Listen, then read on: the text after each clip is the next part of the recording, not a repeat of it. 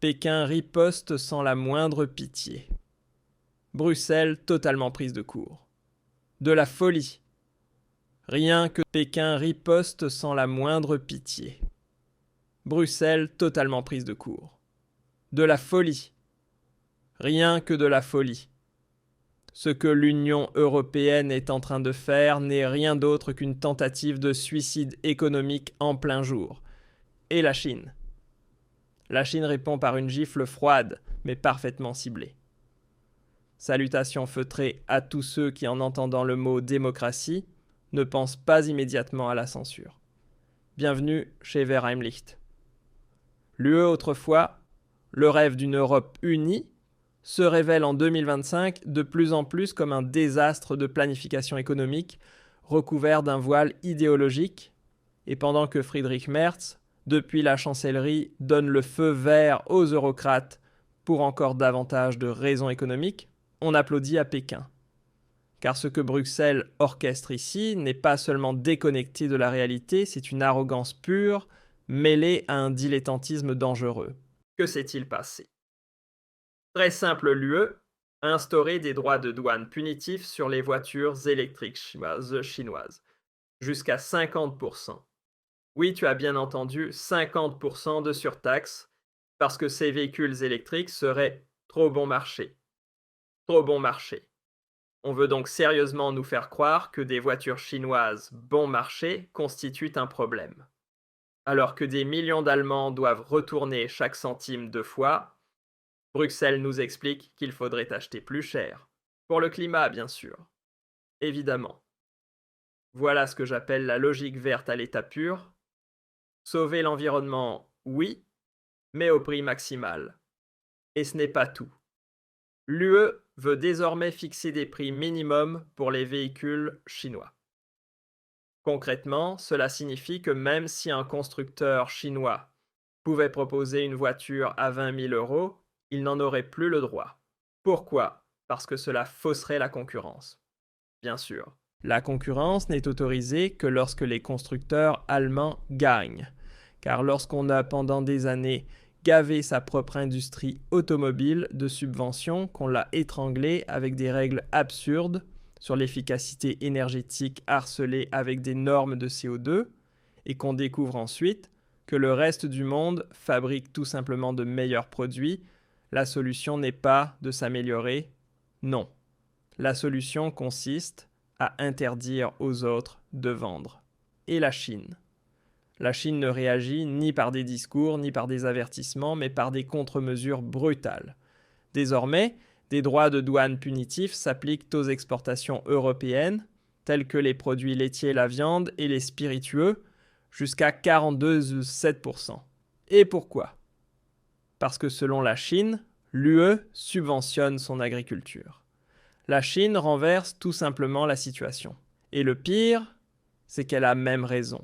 Car celui qui nourrit son industrie avec l'argent public et reproche ensuite aux autres leurs aides d'État, ferait bien de se regarder dans un miroir. Mais l'UE ne comprend pas.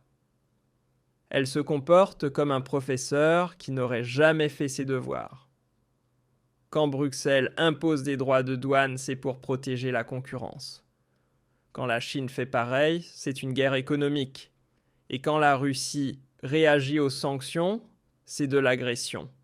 Toujours le même double standard, toujours la même arrogance. Et maintenant, cela va nous retomber dessus, de plein fouet, car la Chine a déjà pensé au coup d'après. BBUD, le plus grand constructeur chinois de voitures électriques, construit une immense usine en Hongrie. À partir de 2026, jusqu'à 300 000 véhicules y seront produits chaque année, directement dans l'UE, sans que Bruxelles ne puisse imposer le moindre droit de douane. T'as bien lu, ce n'est pas juste de l'assemblage final, c'est toute la chaîne de valeur, y compris la production des cellules de batterie.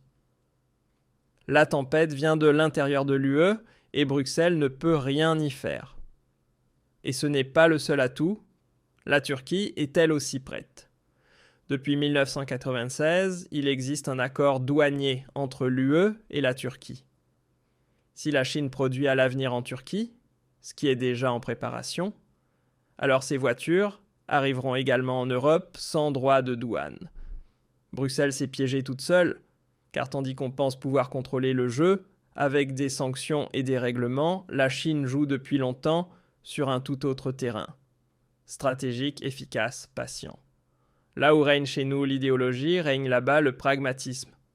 Et maintenant, posez-vous la question que fera un citoyen allemand moyen s'il doit choisir entre une voiture électrique allemande à 50 000 € et un SUV chinois avec un équipement similaire à 30 000 € exactement.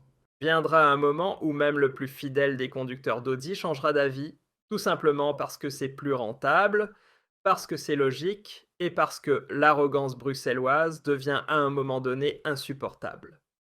Voilà mes amis le début de la fin de l'Union européenne telle que nous la connaissons. Ce n'est ni un hasard ni une erreur, c'est du calcul politique. Petit message personnel, notre portée est limitée. Si vous trouvez ce sujet important, soutenez la vidéo avec un like ou un commentaire. Car ce qui arrive maintenant n'est pas seulement une guerre commerciale, c'est un séisme politique.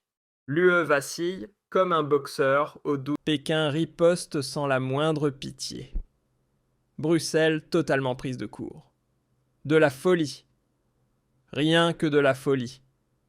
Ce que l'Union européenne est en train de faire n'est rien d'autre qu'une tentative de suicide économique en plein jour.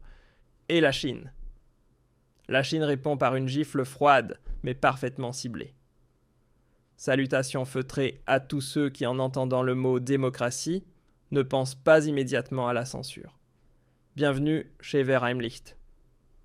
L'UE autrefois, le rêve d'une Europe unie, se révèle en 2025 de plus en plus comme un désastre de planification économique recouvert d'un voile idéologique, et pendant que Friedrich Merz, depuis la chancellerie, donne le feu vert aux eurocrates pour encore davantage de raisons économiques, on applaudit à Pékin. Car ce que Bruxelles orchestre ici n'est pas seulement déconnecté de la réalité, c'est une arrogance pure. Pékin riposte sans la moindre pitié. Bruxelles totalement prise de court. De la folie. Rien que de la folie. Ce que l'Union européenne est en train de faire n'est rien d'autre qu'une tentative de suicide économique en plein jour. Et la Chine. La Chine répond par une gifle froide, mais parfaitement ciblée. Salutations feutrées à tous ceux qui, en entendant le mot démocratie, ne pensent pas immédiatement à la censure. Bienvenue chez Verheimlicht. L'UE autrefois, le rêve d'une Europe unie, se révèle en 2025 de plus en plus comme un désastre de planification économique recouvert d'un voile idéologique, et pendant que Friedrich Merz, depuis la chancellerie, donne le feu vert aux eurocrates pour encore davantage de raisons économiques, on applaudit à Pékin. Car ce que Bruxelles orchestre ici n'est pas seulement déconnecté de la réalité, c'est une arrogance pure mêlée à un dilettantisme dangereux. Que s'est-il passé ? Très simple, l'UE a instauré des droits de douane punitifs sur les voitures électriques chinoises, jusqu'à 50%. Oui, tu as bien entendu, 50% de surtaxe, parce que ces véhicules électriques seraient trop bon marché. Trop bon marché. On veut donc sérieusement nous faire croire que des voitures chinoises bon marché constituent un problème. Alors que des millions d'Allemands doivent retourner chaque centime 2 fois, Bruxelles nous explique qu'il faudrait acheter plus cher. Pour le climat, bien sûr. Évidemment. Voilà ce que j'appelle la logique verte à l'état pur. Sauver l'environnement, oui, mais au prix maximal. Et ce n'est pas tout. L'UE veut désormais fixer des prix minimums pour les véhicules chinois. Concrètement, cela signifie que même si un constructeur chinois pouvait proposer une voiture à 20 000 €, il n'en aurait plus le droit. Pourquoi ? Parce que cela fausserait la concurrence. Bien sûr. La concurrence n'est autorisée que lorsque les constructeurs allemands gagnent. Car lorsqu'on a pendant des années gavé sa propre industrie automobile de subventions, qu'on l'a étranglée avec des règles absurdes sur l'efficacité énergétique harcelée avec des normes de CO2, et qu'on découvre ensuite que le reste du monde fabrique tout simplement de meilleurs produits, La solution n'est pas de s'améliorer, non. La solution consiste à interdire aux autres de vendre. Et la Chine. La Chine ne réagit ni par des discours, ni par des avertissements, mais par des contre-mesures brutales. Désormais, des droits de douane punitifs s'appliquent aux exportations européennes, tels que les produits laitiers, la viande et les spiritueux, jusqu'à 42,7%. Et pourquoi ? Parce que selon la Chine, l'UE subventionne son agriculture. La Chine renverse tout simplement la situation. Et le pire, c'est qu'elle a même raison. Car celui qui nourrit son industrie avec l'argent public et reproche ensuite aux autres leurs aides d'État, ferait bien de se regarder dans un miroir. Mais l'UE ne comprend pas. Elle se comporte comme un professeur qui n'aurait jamais fait ses devoirs. Quand Bruxelles impose des droits de douane, c'est pour protéger la concurrence. Quand la Chine fait pareil, c'est une guerre économique. Et quand la Russie réagit aux sanctions, c'est de l'agression. Toujours le même double standard, toujours la même arrogance. Et maintenant, cela va nous retomber dessus, de plein fouet, car la Chine a déjà pensé au coup d'après. BBUD, le plus grand constructeur chinois de voitures électriques, construit une immense usine en Hongrie. À partir de 2026, jusqu'à 300 000 véhicules y seront produits chaque année, directement dans l'UE, sans que Bruxelles ne puisse imposer le moindre droit de douane. T'as bien lu, ce n'est pas juste de l'assemblage final, c'est toute la chaîne de valeur, y compris la production des cellules de batterie. La tempête vient de l'intérieur de l'UE et Bruxelles ne peut rien y faire. Et ce n'est pas le seul atout, la Turquie est elle aussi prête. Depuis 1996, il existe un accord douanier entre l'UE et la Turquie. Si la Chine produit à l'avenir en Turquie, ce qui est déjà en préparation, alors ces voitures arriveront également en Europe sans droit de douane. Bruxelles s'est piégée toute seule, car tandis qu'on pense pouvoir contrôler le jeu, avec des sanctions et des règlements, la Chine joue depuis longtemps sur un tout autre terrain. Stratégique, efficace, patient. Là où règne chez nous l'idéologie, règne là-bas le pragmatisme. Et maintenant, posez-vous la question que fera un citoyen allemand moyen